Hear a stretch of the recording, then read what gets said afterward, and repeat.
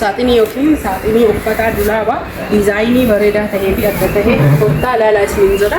Akkuma asitti argitan kana jechuudha. Asitti madardara abaaboo boorsaa kaayachuu dandeettu hedduu namatti tolu alaan jechuu takka lama sadii afurii jechuudha. Sammalee jechuu asillee yoo dhufnee jenne kunoo shanaffaadha. Asitti ammuutuyyuu meeshaalee aadaas ta'u abaaboo dheeraa kaayachuu dandeetti.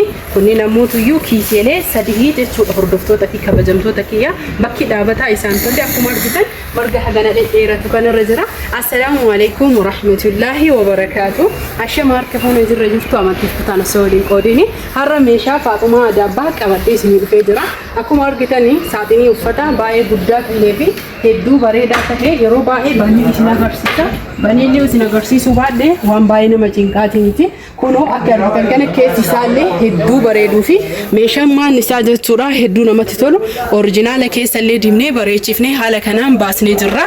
Akkuma asitti argaa jirtan kanatti jechuudha isin jalaa hin jarjarsu. Saaxinii yookiin saaxiniin uffataa kuni ammaaf kan dhaabataa jiru margarraa dhaabanni isaa hin tolle garuu yeroo mana galee jedhe baay'ee kan bareeduu fi hedduu qalamii manaatiin amma sa'aatiin kuni baay'ee jechuudha sa'aatiin deemee jira aduu sirri gabbaaraa duroo baay'ee guyyaadha. Kunoota darraabiin isaallee kun akkuma asitti argaa jirtan kana aslaadhaa gubbarratti hiisi balbala 5 qaba jechuudha. Gubbarra balbala 5 kan qabuu fi wanni isin hubachuu qabdanii baay'ee guddaa ka tahe bakka 3 baha jechuudha. Kunis addatti baha. Kunniin illee adda baha. Balballi 5 kunillee adda baha. Sababbiin isaa hedduu guddaadha namni kan tokko hin jiru. Asitti ammoo erga kafannoo yookiin ba'alii allaagaa itti goonee kaanee jalatti akkuma argitan kana jechuudha. Mastaawoti uffata yoo uffannee jenne keessatti ilaallu keessaanillee ni qaba. Sammalee jechuudha bakka fannooti yeroo hedduu biyya keenya keessatti kan nama barbaachisu madardaraan gugurdaa akkanaa ta'uudha. Namootiin hedduun jechuudha madardaraa walakkaa kanaa godhan. Kun amma madardaraan baay'ee guddaadha. Kunoo akkuma argitan 3 jechuudha. Kanallee achi cufnee qollofna. Meeshaan kuni qaata dalagamee ba'ee yeroo ammootuyyu sababa boleetiin teenna xiqqoo baadiyaa aramni deemte jalaa ture isiniin jala osoo mana hin galiniif gatii duraatiin kan dalagame. Kunoo akkuma argitan kana fakkaata. Saaxiniin kun baay'ee bareedaadha. Wanni sirri hubachuu dandeettan kalarii isin ajajattaniin kalariilee adda addaatillee hin danda'ama alwaana jechuudha. Garuu ammootuyyu saaxinii kana hedduu guddallee hedduu waan hedduu isinii qabata. Itti aansuun algaadha. Haaluma argaa jirtan kana algaa baay'ee guddaa ta'e algaa baay'ee guddaa ta'ee fi kunoo haala argaa jirtan kana hedduu namatti toluudha. Maashaallah tabaarakallah. Saaxinii misaan bira as keessa ammuutuyyuu algichi sibiila ni qaba. Sibiila jechuudha algaa itti aansuun ammoo chuppidiillee yookiin ammuutuyyuu kan algaa gubbaa galullee ni qaba isiniin jedha. Haala kana fakkaatuun algaan kunoo asillee fakkeenya isin agarsiisa. Akkuma asitti argaa jirtan kana algaan kuni akkana jira. Kunooti maashaallah tabaarakallah hedduu namatti tola bareedaadha. Kan inni dalagameen mukaani. Algaan kun suurichi gaafa dhufee jedhe isboonjiini garuu ammoo isboonjidhaan waan dafee ciccituu fi isboonji filiizariin isiin mukaan dalaysiifattee mukaan akkana diizaayiniin kun kunoo dalagamee garuu ammoo oriijinaalaa isiniin jechuu barbaade. Maaliif garaagarummaan isboonjiitii fi mukaa maali yoo jettani isboonjiin bareedinaaf yeroo sanittiin bareeda garuu yoo irraa bahee jedhe kun marti mukatu akkanatti tole malee isboonjii miti. Bira ga'ee kaameraa isin argisiisa garuu algaan haga guddatu qofa akka laaltanii gammadan abdiin qaba. Garaagarummaan isboonjii fi garaagarummaa mukaa mukni yeroo dheeraa nu fudhata yeroo barbaanne qalamii jijjiiruu dandeenya. Isboonjiin garuu ammoo hin ciccita mukuma osoo qophaa'in hin qoramin irratti isboonjiin uffifame achi booda liizariin uffifama.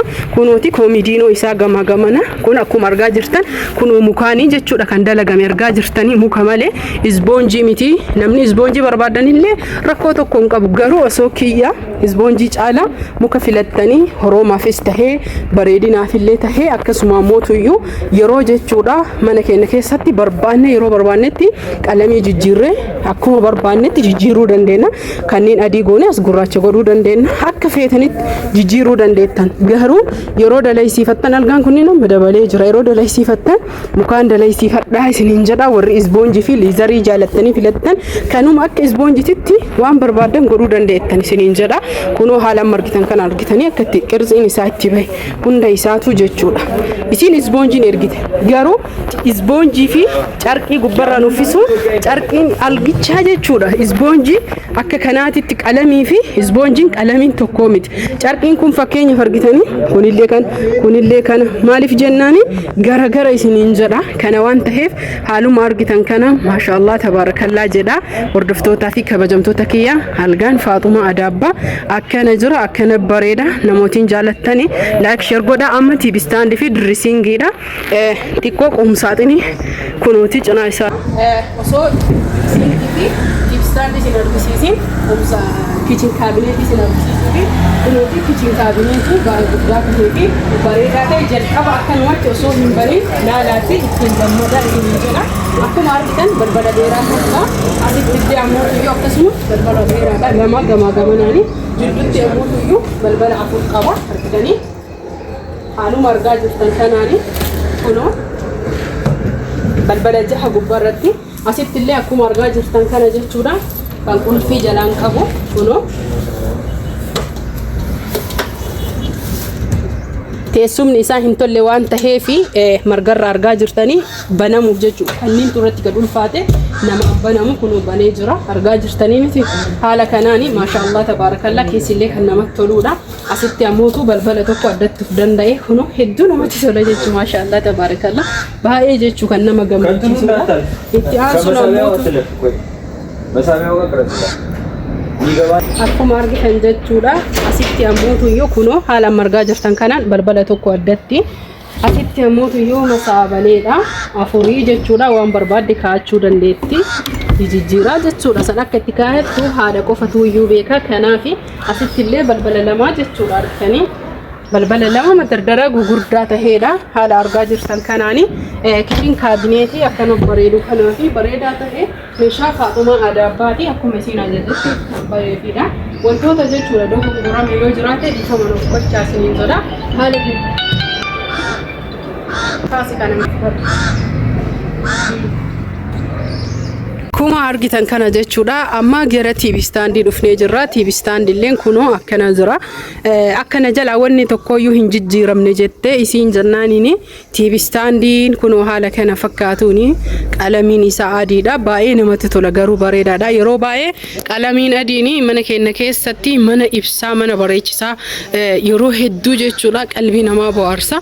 Kunooti akkuma asitti argaa jirtan kanatti jechuudha. Hordoftoota fi kabajamtoota kiyya kunniin bakka meeshaa aadaa kaayanii fi yoo barbaadanii jedhan abaabolee adda addaa kaayaniidha. Haala kana fakkaatuun TV stand illee sirriitti sa'aatiin kun aduudha. Baay'ee waraabbii irra nu cinqaa jira. Aduu roobaati waan ta'eef kunoo akka barbaadanitti jechuudha. TV stand guddaa ta'eef gubbaa kanallee madardaraadha jechuudha argitanii. Waan irra gorsa asiin ammootu iyyuu kiisiidha. Kunoo akkana ol banamaa haaluma argaa jirtan kanaani kiisiidha. Asiin illee akkasuma kiisiidha. Kunoo akkana ol banamaa isiniin jedha. Jalatti illee kiisii takka lama sadii afurii kiisii afurii qabaa jechuudha jalatti. Kunoo makiinaa fiduuf lixee kaameraamaaniin kiyya sababa kanaaf jecha ofiif isinii waraabaa jira. Itti aansuun jechuudha dressing yookiin tasriihaa isin argisiisa. Tasriihaa faashina amma taate jechuudha. Warri na duubaa kuni warra meeshaa fe'uudha nama hedduudha. Kaameraa booda zorsisee isin argisiisa. Kunoo akkanarraa kana jala isin hin jijjiiramnaan dressing illee kunoo haaluma argaa jirtaniin kuni hin banamaa jechuudha. Tan sharaxaatiidha kunoo argitanii kunoo haala kanaani argaa jirtan jedhee yaada. Ka aduudhaaf yoo isin mul'atu dideef na of kolcha kunoo. Roobu edha sababa roobatiif aduudha kunoo. Akka ergerraa akkana jalaan jijjiiramne amaanaa itti irra deddeebite silaa jechuudha. Qalamiyyuu akkanatti algaa fi kontiroolii qumsaaxiniin wal fakkeessaaf jedhee yaade garuu isin adaraa akkana jalaan jijjiiramnetti ammallee baay'ee bareeda hedduu namatti tola.